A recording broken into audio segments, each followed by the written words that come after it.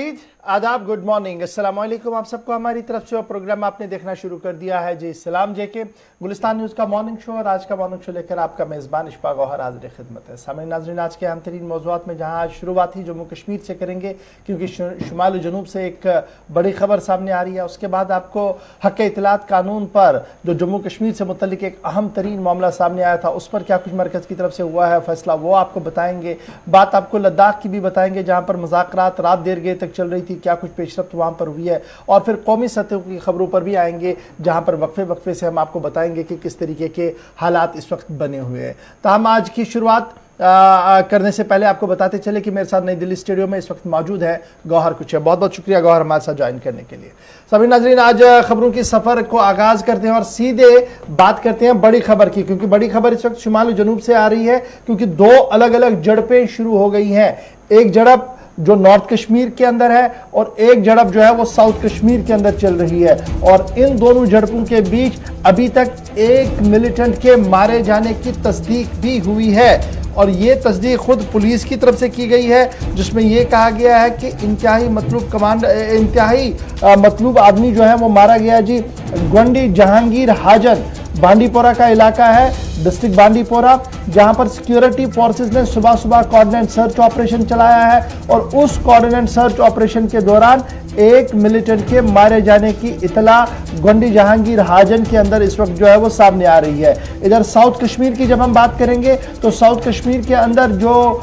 खागुंड इलाका, वेरीनाग का इलाका है, वहां पर भी इस वक्त झड़प जो है वो चल रही है और वहां पर भी सिक्योरिटी एजेंसीज को इतलात मिली थी कि वहां पर मिलिटेंट जो है वो छुपे बैठे हैं, जिसके बाद वहां पर बड़े पैमाने पर कोऑर्डिनेट सर्च ऑपरेशन जो है वो चलाया गया। ये तस्वीरें जो है वो थोड़ी देर पहले की है, जॉइंटली चलाएंगे हम, स्पेसिफाई करके नहीं बताएंगे आपको ये किस किस एरिया की है, लेकिन दोनों एनकाउंटर्स की जॉइंटली फुटेज में आपके सामने है। लश्कर तैयबा के मिलिटेंट को मारे जाने की तस्दीक जो है वो बांडीपोरा के अंदर इस वक्त हो गई है और माना पुलिस का बयान है और जो आईजीपी कश्मीर का बयान है, उनका मानना है कि जो मिलिटेंट आज मारा गया है वो सोमो ड्राइवर जो शाहगुंड के अंदर गुज़श्ता दिनों मारा गया था उसके अंदर मुलविस था और पुलिस को पिछले कई दिनों से इस मिलिटेंट की तलाश थी। और इसकी शिनाख्त जो है वो इम्तियाज अहमद डार, जिसको कहा गया कि वो ममनुआ तंजीम लश्कर तैयबा और टीआरएफ का रुकन था और शाहगुंड बांडीपोरा के अंदर इन्होंने जो मामला हुआ था उसके हवाले से खबर जो है वो सामने आई है। इधर जब हम दूसरे एनकाउंटर की बात करेंगे तो पुलिस ने जहां एक दावा पेश किया है कि एक मिलिटेंट जो मारा गया जिसका नाम इम्तियाज डार है और उसका मामला जो है वो लश्कर के साथ है और टीआरएफ के साथ है, आईजीपी ने जिसकी तस्दीक की है। वहीं पर साउथ कश्मीर खागुंड इलाका जो वेरीना का इलाका है वहां पर भी इस वक्त जो है वो झड़प जारी है। फिलहाल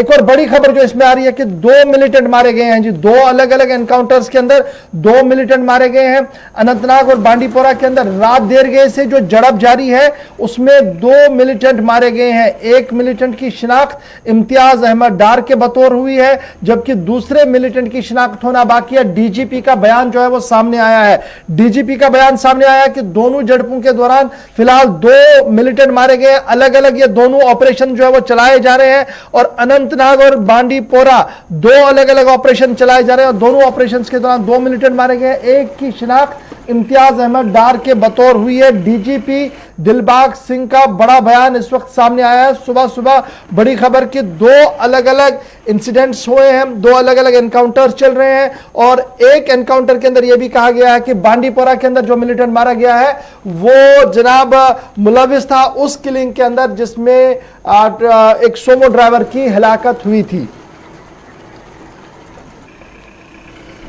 फिदा हुसैन इस वक्त मेरे साथ पहले साउथ कश्मीर वेरीनाग की डिटेल्स लेकर सामने आए हैं। फिदा, बहुत शुक्रिया जी ज्वाइन करने के लिए। अपडेट कीजिएगा क्या कुछ सूरत हाल है इस वक्त।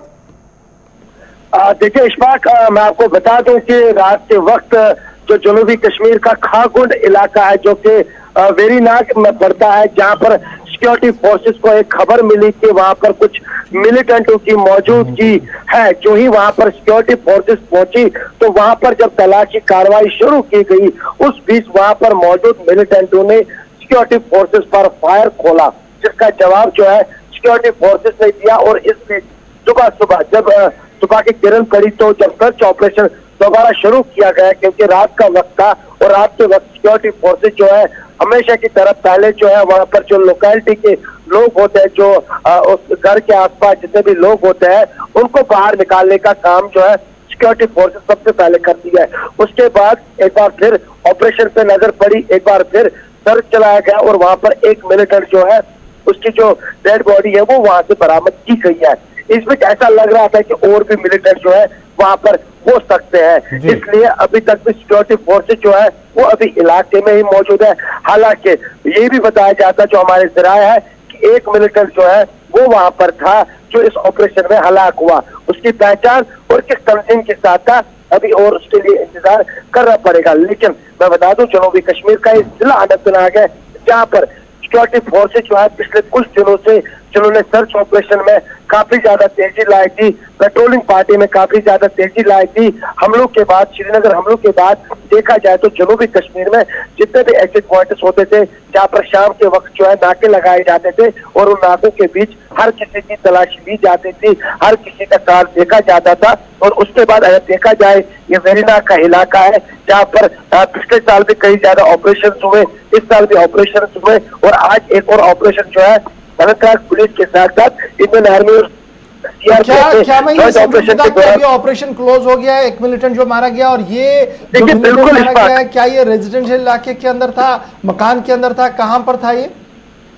देखिए इशफाक, देखा जाए तो क्योंकि मौसम भी काफी ज्यादा खराब है, बारिश हो रही है, उस बीच ये ऑपरेशन हुआ और इस ऑपरेशन को कहीं ना कहीं पे सिक्योरिटी फोर्सेज ने खत्म किया है। और कहीं ना कहीं पे मैं बता दूं कि इलाके से सिक्योरिटी फोर्सेज जो है उनका वापस निकलना जो है वो शुरू भी हुआ है। जहां तक अगर हम इस इलाके की बात करें, इसके टोपोग्राफी की बात करेंगे, क्योंकि वहां से जंगल का इलाका भी पड़ता है, वहां से रिहायशी इलाका भी पड़ता है और जहां पर ये थे वो रिहायशी इलाका है। लेकिन किसी तरह से किसी के सिविलियन या किसी के भी जख्मी होने की कोई भी खबर नहीं है। जिसे रात को ऑपरेशन चलाया गया और पुलिस का यही मानना है कि ये ऑपरेशन जो है, इस ऑपरेशन में एक मिलिटेंट जो है उसको हलाक करने में पुलिस का कहना है कि ये दावा है कि वो कामयाब हुई है और ऑपरेशन कहीं ना कहीं पे खत्म हुआ है। मौसम भी खराब है, एक मिलिटेंट की हलाक बहुत शुक्रिया फिदा हमारे साथ ज्वाइन करने के लिए। फिदा का जो रिपोर्ट साउथ कश्मीर से है जी, खागुंड वेरीनाग इलाके के अंदर जो झड़प शुरू हुई थी उसमें एक मिलिटेंट मारा गया। मैंने पहले ही कह दिया था कि डायरेक्टर जनरल पुलिस ने भी इस बात की तस्दीक जो है वो की है। ताहम अब ऑपरेशन को शायद क्लोज किया गया है, इस तरीके की भी इतलात है। ताहम ऑफिशियल वर्डिक्ट थोड़ी देर में आएगा तो जरूर आपको बताएंगे। लेकिन बांडीपोरा चलते हैं जी। शाहगुंड गोंडी जहांगीर हाजन में जो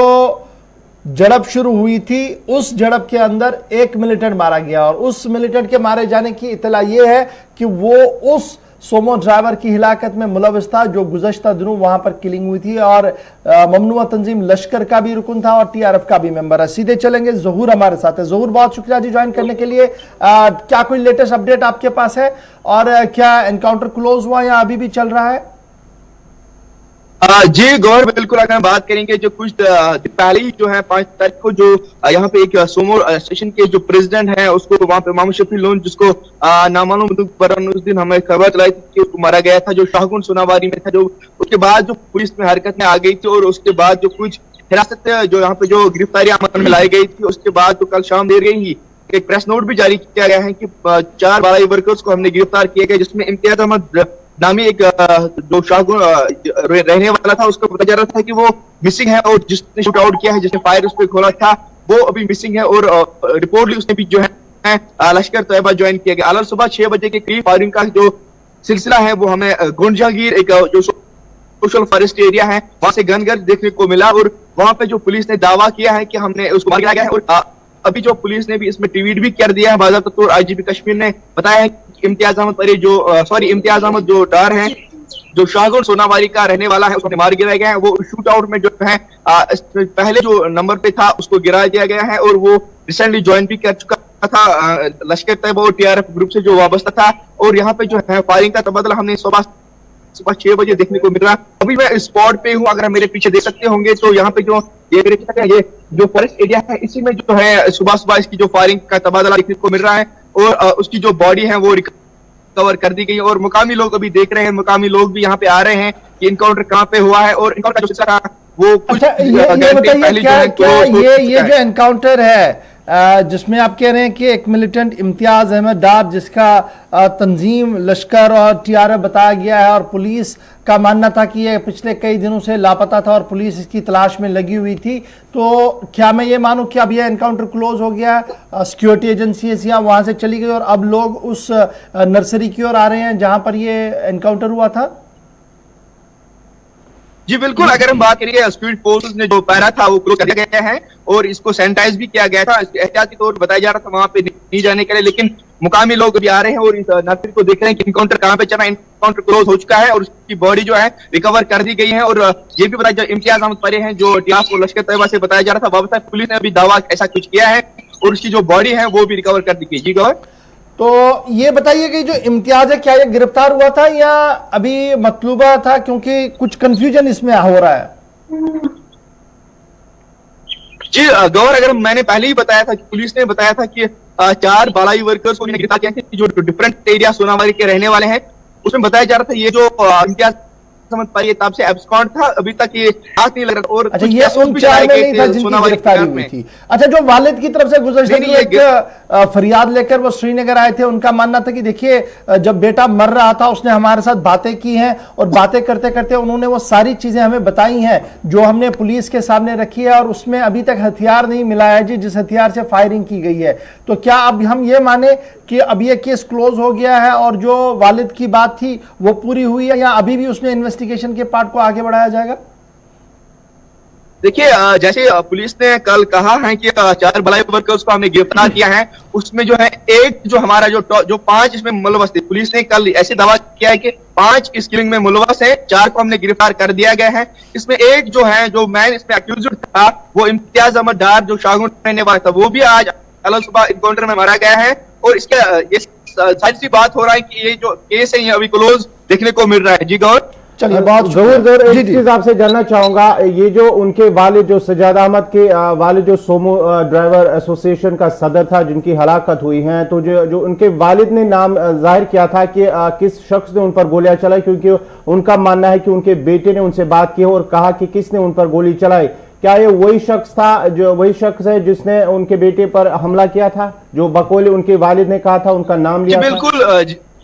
जी बिल्कुल गवर, जिसने इसके बाप ने जो दावा किया था, जो मोहम्मद शफी लोन ने जो प्रेस कॉलोनी में जो प्रोटेस्ट किया था, उसमें जो नाम सामने आए हैं वो भी उसमें मुलवस है। और उनके जो मुताबिक, जो उसके बाप के मुताबिक जो इम्तियाज अहमद भी उसका नाम लिया था और बिलाल अहमद नाम लिया था, कुछ और जो नाम लिए थे वो पुलिस ने सारे हिरासत में लिए हैं। उसमें खाली एक बचा हुआ था, वो इम्तियाज जो फरार था, उसको आज अलग सुबह एनकाउंटर में मारा गया है। जी गौर, चलिए बहुत शुक्रिया जी ज्वाइन करने के लिए। फिलहाल दोनों एनकाउंटर्स ऑलमोस्ट खत्म हो गए हैं, 2 मिलिटेंट मारे गए हैं, एक की शिनाख्त होगी है, दूसरी की शिनाख्त होना बाकी है। लेकिन याद रखिएगा कि लेफ्टिनेंट गवर्नर साहब ने क्या कुछ बात कही थी। लेफ्टिनेंट गवर्नर साहब कह रहे थे कि शहरी हिलाकतों पर रोक लगाने के लिए सिक्योरिटी एजेंसीज ने नई हिकमत अमली को तरतीब दी है और सरकार ने फैसला किया कि अब मिलिटेंसी को जड़ से उखाड़ने के लिए हंगामी बुनियादों पर ऑपरेशन शुरू किए जाएंगे। ये मनोज सिन्हा साहब का भी बयान आया था। लेकिन पढ़ते हैं जी जम्मू, क्योंकि इस वक्त जम्मू से भी एक खबर आ रही है, वहां पर भी गिरफ्तारियां हुई हैं। जी गौहर, जहां जम्मू से बड़ी खबर इस वक्त जो आ रहे हैं कि जम्मू के गांधीनगर इलाके से एक यूपी के रहने वाले एक टेरर एसोसिएट यानी कि दहशतगर्द तंजीम के साथ उनका ताल्लुक है, राब्ता बताया जाता है पुलिस की जानिब से, और उन्हें गिरफ्तार किया गया। उन्हें उस वक्त गिरफ्तार किया गया था जब वो गांधीनगर मार्केट में वीडियोग्राफी कर रहा था और साजिश, हमले की साजिश, ये पुलिस का मानना है। एसओजी की जानिब से जब उन्हें गिरफ्तार किया गया, उनका मानना है कि ये हमले की तैयारी में था, हमले की साजिश कर रहा था और इस सिलसिले में उसे गिरफ्तार किया गया। और जो शख्स की शनाख्त वो मोहम्मद अनस के बतौर हुई है, जो कि यूपी के डिस्ट्रिक्ट टांडा का रहने वाला है, वहां पर उसकी जो शनाख्त हुई है और उसे गिरफ्तार किया गया। और ये व्हाट्सएप के जरिए अपने जो उनके हैंडलर हैं उनके साथ राब्ते में था और ये पुलिस ने इस हवाले से भी खुलासा किया है। जम्मू कश्मीर पुलिस की तरफ से दावा पेश किया गया कि स्पेशल ऑपरेशन ग्रुप जो जम्मू कश्मीर पुलिस का है, उन्होंने गांधीनगर के अंदर 2 लोगों की गिरफ्तारी की है और उस गिरफ्तारी की इतलात जो है वो सामने रखी गई है। और एसएसपी जम्मू ने जो ज़रा ब्लॉग से बात की है उसमें उन्होंने कहा कि जनाब ये सरहद पार जो उनके हैंडलर्स थे उनके साथ व्हाट्सएप और टेलीग्राम के ज़रिए से राब्ते में थे और उनके फ़ोन को खंगालने के बाद कई चीज़ें जो है वो सामने आई है। इंतहाई हसास जो एस्टैब्लिशमेंट्स हैं उनकी फोटोग्राफी और वीडियोग्राफी जो है वो उन्होंने अक्रॉस द बॉर्डर भेजी थी, वो उनके फ़ोन से जो है वो बरामद हुआ है। और सोर्सेज का मानना है कि गोल मार्केट गांधीनगर की वीडियोग्राफी की गई थी जो काफ़ी ज़्यादा और क्राउडेड रहता है। और ये टेरर मॉड्यूल प्लान एक ऐसा था कि किस तरीके से जम्मू को दहलाया जा सके। और इस सिलसिले में बाज़ाब्ता तौर पर एक FIR दर्ज कर दी गई है under section 120B/121 RPC unlawful activities prevention act. और ये भी कह दिया गया कि इस मामले में मजीद तहकीकात जो वो होगी और जो आगे की तार होगी उसे भी बेनकाब करने की कोशिश की जाएगी। तो ये तो बात थी जनाब जम्मू की, लेकिन अब ज़रा बात करते हैं सरहद की, क्योंकि सरहद पर कल सबकी नज़र थी, यानी चीन और भारत के बीच फौजी कमांडर की बातचीत होनी थी। और उस बातचीत के दौरान क्या कुछ हुआ है, बड़ा दिलचस्प मामला सामने आया है, क्योंकि 13वें दौर की बातचीत मुकम्मल हुई है।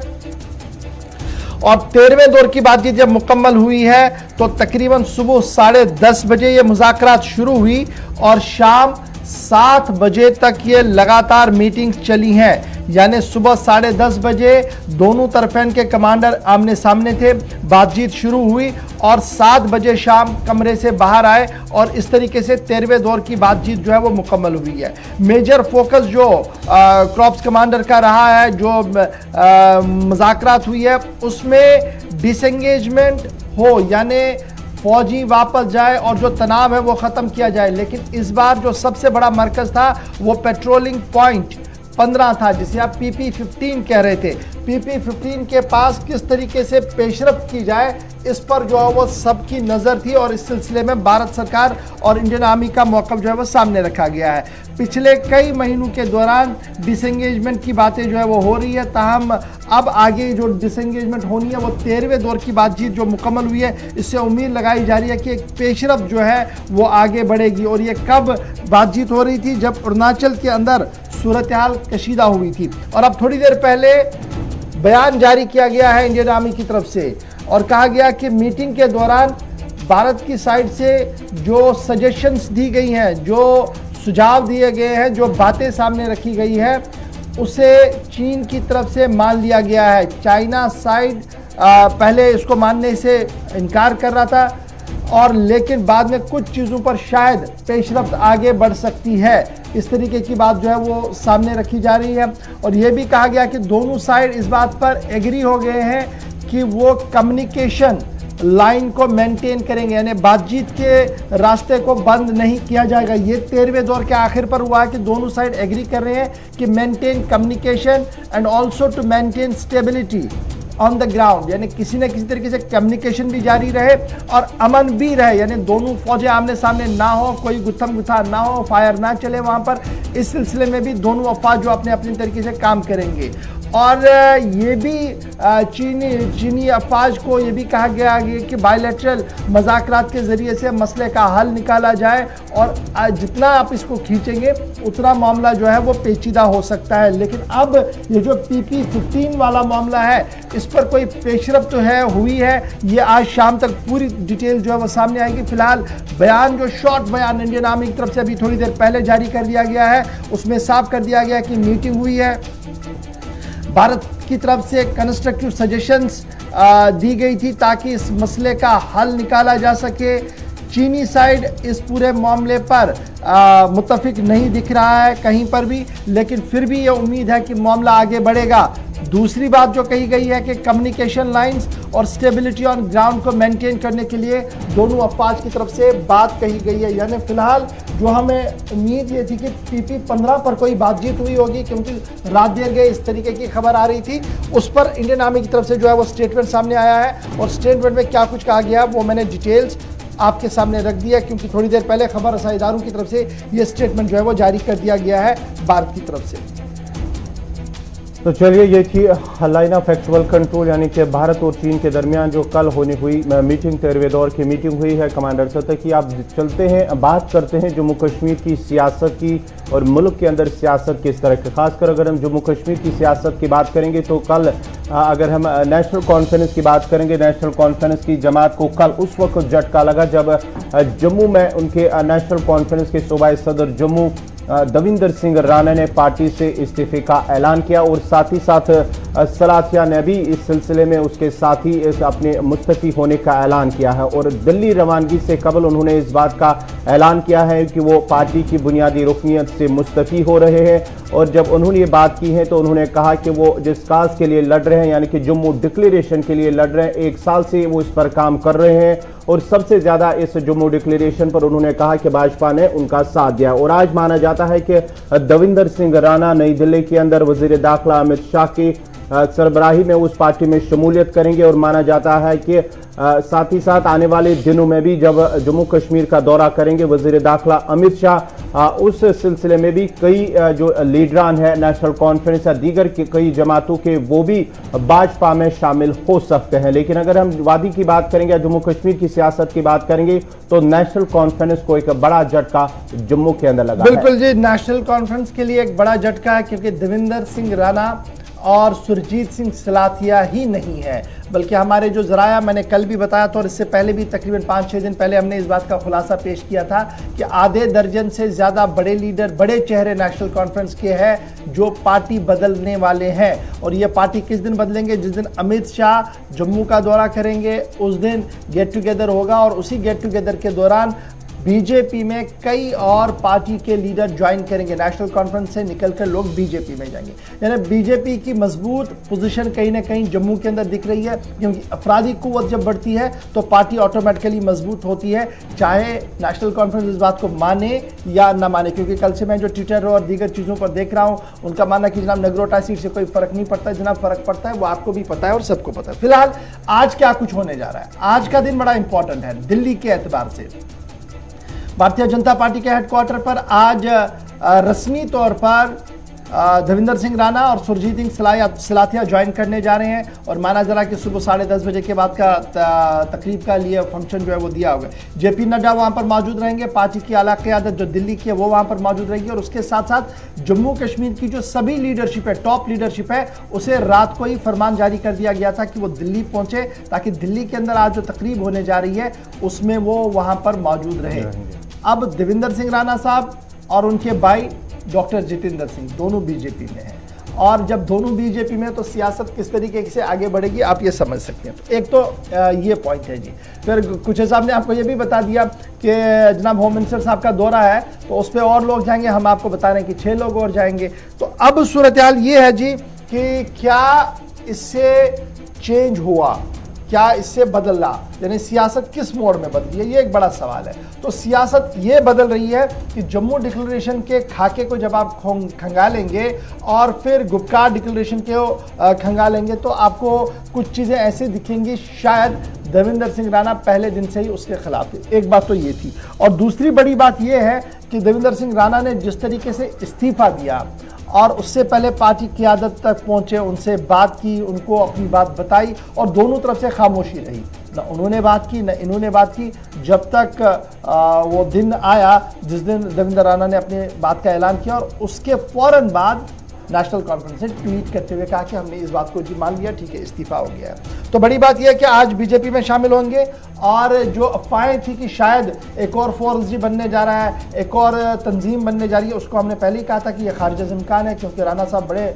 सुलझे हुए आदमी हैं और उन्हें पता है कि पार्टी बनाने से जलील होना है। तो वो चले गए हैं जी बीजेपी में, आज ज्वाइनिंग होगी और जब ये आज ज्वाइनिंग होगी तो उसके बाद उनकी लाइन ऑफ एक्शन क्या कुछ होगी, क्योंकि अभी तक डॉक्टर जितेंद्र सिंह और बीजेपी की सारी क़यादत जब बोलती है तो वो सीधे 3 लोगों पर हमला होता है जी, महबूबा मुफ्ती पर, डॉक्टर फारूक अब्दुल्ला पर, उमर अब्दुल्ला पर। और यहाँ पर डॉक्टर फारूक और उमर अब्दुल्ला के साथ करीबी राब्ते हैं डॉक्टर देविंदर सिंह राणा साहब के, सलाथिया साहब के। अब वो किस तरीके से पार्टी के अंदर इनकी मुखालफत कर पाएंगे या खामोशी के साथ काम करेंगे, एक बड़ा सवाल होगा और ये ही बात देखने लायक होगी कि क्या कुछ जम्मू के अंदर बनेगा। तो फिलहाल बढ़ते हैं जी आगे।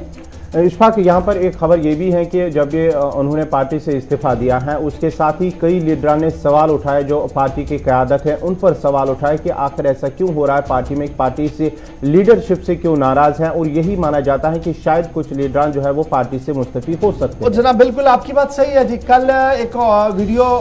रिलीज किया गया जी अशफाक जब्बार साहब की तरफ से। अशफाक जब्बार साहब नेशनल कॉन्फ्रेंस के रुकन हैं और उनकी अहलिया जो है वो डीडीसी चेयरपर्सन भी है और कई बार उन्होंने पार्टी लीडरशिप मीटिंग्स भी की और उनकी बात जो सामने आई है उसमें मुझे लग रहा है कि ये तो जम्मू वाला पार्ट जो आपने देखा ये तो है ही, श्रीनगर पार्ट में भी कुछ हो सकता है। इस तरीके की बात अगर आप उनके बॉडी लैंग्वेज और उनके पूरी बातचीत को सुनेंगे तो उन्होंने कहा कि कुछ ऐसे लोग हैं जी जो पार्टी की टॉप लीडरशिप के साथ साथ बैठे हैं और वो मिसकम्युनिकेशन करते हैं, वो मिसगाइड करते हैं पार्टी की लीडरशिप को, जिसकी वजह से टॉप लीडर जो है वो चले गए हैं। और ये लम्हे फिक्रिया है कि टॉप लीडर जब चले गए हैं और नेशनल कॉन्फ्रेंस खामोशी के साथ बैठी है, नंबर 1। नंबर 2, जहां तक मुझे लग रहा है कि तकरीबन 8 से 9 कमोबेश जम्मू कश्मीर के अंदर डीडीसी चेयरपर्सन्स जिनका ताल्लुक नेशनल कॉन्फ्रेंस के साथ है वो जा रहे हैं, यहाँ तक तय है। साबिक एमएलएज की फहरिस्त को अगर आप खंगालेंगे जिनमें अगर मैं ये मानूं कि अशफाक की बात को बेसलाइन बना के देखूं तो कश्मीर प्रोविंस के अंदर भी कुछ चीज़ें बदल सकती हैं। अब कश्मीर के अंदर क्या वो बीजेपी को प्रेफर करेंगे, ये एक बड़ा सवाल होगा, और क्या वो बीजेपी की टिकट पर आगे बढ़ेंगे ये भी एक बड़ा सवाल होगा। लेकिन डिसेंट की वॉइस और जो नाराज़गी की वॉइस है वो कल तो बुलंद हो गई है अशफाक जब्बार की तरफ से। और आपको ये भी याद होगा कि जिस दिन पार्टी इलेक्शन चल रहे थे, एक बड़ा इंपॉर्टेंट पॉइंट ये भी है कि जब पार्टी इलेक्शन चलाए जा रहे थे और गांधरबल डिस्ट्रिक्ट की बारी थी तो उस वक्त भी दबे अल्फाज में ही सही उन्होंने मीडिया से बात करते हुए इस बात का भरमला इजहार किया था कि लीडरशिप को चाहिए कि वो ग्राउंड जीरो पर देखे। और ये लगातार जब वो कह रहे हैं ना कि ग्राउंड जीरो पर देखिए, ग्राउंड जीरो पर देखिए, that means something is behind the curtain जो आने वाले दिनों में खुल सकता है। चलिए जी बढ़ते हैं जी आगे। अब जरा आपको इलाहाक की भी खबर बताते हैं। जी हाँ नाजरीन, इलाहाक जो सन 47 में हुआ है, लेकिन उसके दस्तावेजात आज जब हक इतलात कानून के तहत मांगे गए तो कहा गया कि जनाब ये नेशनल सिक्योरिटी का मामला है, फिलहाल इसे नहीं दिया जा सकता है। मामला जी सीआईसी का है क्योंकि जम्मू कश्मीर एक्सेशन की फाइल को डिस्क्लोज करने की बात कही गई थी और बूचर पेपर जो है उसे कहा गया कि ये नेशनल इंटरेस्ट का है। सीआईसी की जो ऑब्जर्वेशन है वो इस तरीके की है। और चीफ इंफॉर्मेशन कमिश्नर के सामने जी एक मामला चला गया था, एक एप्लीकेशन चली गई थी राइट टू इंफॉर्मेशन एक्ट के तहत, जिसमें यह कहा गया था कि general sir France Robert Roy butcher जो दूसरे चीफ ऑफ स्टाफ थे इंडियन आर्मी के जनवरी 1 सन 48 से जनवरी 15 1949 तक, उस दौरान जो ऑफिशियल डॉक्यूमेंटेशन हुई है उस डॉक्यूमेंटेशन के फाइल जो है वो दी जाए। और ये मांगी थी जनाब दिल्ली के अंदर बाज़ाब्ता तौर पर, इसके लिए जो आरटीआई एक्टिविस्ट है वेंकटेश नायक उन्होंने मांगी थी। और अब जो खबर सामने आ रही है ये कहा गया कि डिस्क्लोजर ऑफ फाइल्स जो है जी जो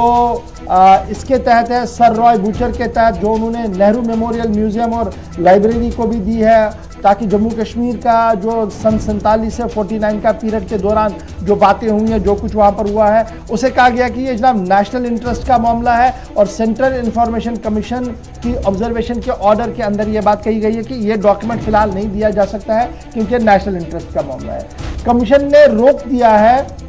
क्रूशल डॉक्यूमेंट्स को देने से और कहा कि ये पब्लिक ऑर्डर के लिए सही नहीं है क्योंकि एक्सटर्नल अफेयर्स मिनिस्ट्री ने इस पर सवाल उठाया है। इंफॉर्मेशन कमिश्नर की जो खबर सामने आ रही है उदय साहब की तरफ से, वो ये कहा गया है कि एनएमएल और सेंट्रल पब्लिक इंफॉर्मेशन ऑफिसर जो है उनकी तरफ से ये मामला हायर अप्स के साथ टेकअप किया गया, जिसके बाद वेंकटेश नायक साहब को अकॉर्डिंगली ही ब्रीफ किया गया है। तो ये बड़ा दिलचस्प मामला है कि राइट टू इंफॉर्मेशन एक्ट के तहत कागजात मांगे गए 1 जनवरी सन 48 से लेकर 15 अगस्त 1949 तक, और ये document general sir Roy butcher जो आर्मी के जनरल थे उनके टेन्योर के थे और माना जा रहा कि ये ऑलरेडी ये क्लासिफाइड डॉक्यूमेंट जो है कुछ किताबों के अंदर छप चुके थे और उनकी एथेंटिकेशन को चेक करने के लिए वेंकटेश नायक ने ये आरटीआई किया था। लेकिन सरकार की तरफ से जो मौक़िफ़ इख्तियार किया गया उसमें कहा गया कि ये डॉक्यूमेंट जो है ये क्रूशल डॉक्यूमेंट है जी और सेंसिटिव डॉक्यूमेंट है, इसलिए डिस्क्लोजर इसका नहीं किया जाएगा। नायक का मानना है कि पब्लिक इंटरेस्ट के लिए इसका डिस्क्लोजर होना चाहिए और जिस तरीके से आज़ादी का अमृत महोत्सव हम मना रहे हैं 75वीं आज़ादी का, उसके तहत इंस्ट्रूमेंट ऑफ एक्सेशन जो महाराजा हरी सिंह साहब की तरफ से किया गया है और जिस तरीके के डॉक्यूमेंट्स बनाए गए हैं उन्हें सबको देना चाहिए जो उसको पढ़ना चाहता है। फिलहाल मामला है नेशनल इंटरेस्ट का, ऑर्डर आ चुका है, डॉक्यूमेंट नहीं दिए जाएंगे। तो ये बड़ी दिलचस्प बात है जी, क्योंकि जम्मू कश्मीर के हवाले से ये खबर थी, इसलिए हमने आपको ये बता दी कि राइट टू इंफॉर्मेशन एक्ट के तहत जो सर बुचर का डॉक्यूमेंट मांगा गया था उस पर मरकज़ी हक़ इत्तलात कानून के कमिश्नर का क्या कुछ बयान है और उनका मानना है कि वज़ारत ख़ारजा जो है उन्होंने इस पूरे मामले पर कुछ एतराज़ उठाया है, इसलिए फ़िलहाल इसको नहीं दिया जा सकता है।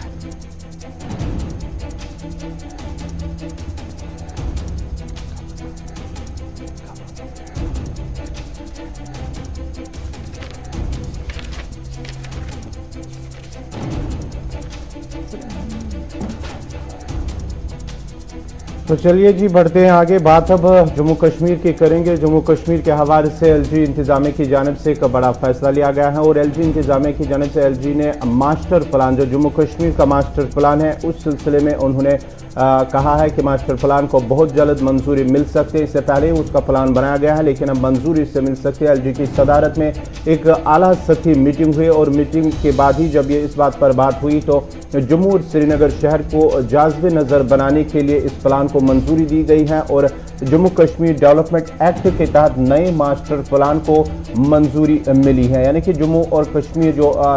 मास्टर प्लान है उसे मज़ीद खूबसूरत बनाने के लिए, जाज़िब नज़र बनाने के लिए इस मास्टर प्लान को पहले प्लान किया गया था, उसके बाद ही अब इसे मंजूरी मिल सकती है, मिल जाएगी। और इस हवाले से एलजी ने बाज़ाब्ता तौर पर मीटिंग के बाद इसका फैसला किया है कि अब इसे बहुत जल्द मंजूरी मिलेगी। मास्टर प्लान को लेकर आपको याद होगा कि मैंने पिछले कई प्रोग्रामों में उसके खदखाल क्या कुछ है उसमें उस पर बातचीत की थी, लेकिन अब उम्मीद ये है कि बहुत जल्द लेफ्टिनेंट गवर्नर साहब इस मास्टर प्लान पर फैसला लेंगे और रिवीजन जो होगा वो जम्मू और श्रीनगर मास्टर प्लान का होगा और स्पेशली जम्मू वाले मास्टर प्लान पर गहरी नज़र जो है वो रखी जा रही है। और प्रपोजल जो सबमिट किया गया है जी जम्मू की तरफ से वो ये होगा, ज़मीन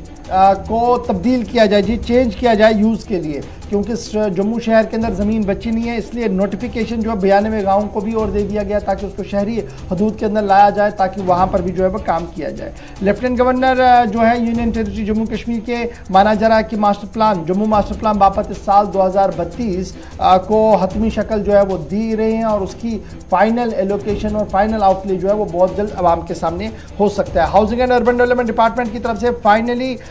फाइनल सबमिशन और प्रपोजल जो है वो कर दिया गया है और बहुत जल्द ये आवाम के सामने भी होगा। और साथ साथ ये भी कहा जा रहा है कि जम्मू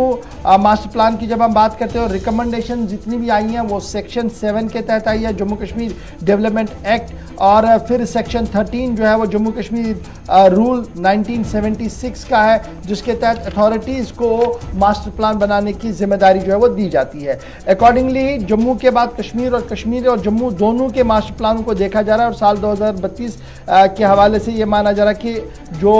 कंपोजिट मिक्सड लैंड होगा उसमें भी कुछ तरमीम होगी और ये कहा जा रहा है कि अब housing and urban development department जो है वो इस पूरे खाके को आवाम के सामने भी रखेगी और इसको अप्रूवल भी बहुत जल्द जो है वो मरकजी रियासती इंतजामिया की तरफ से मिल सकती है। छोटे से ब्रेक के लिए यहाँ पर रुक रहे हैं जी,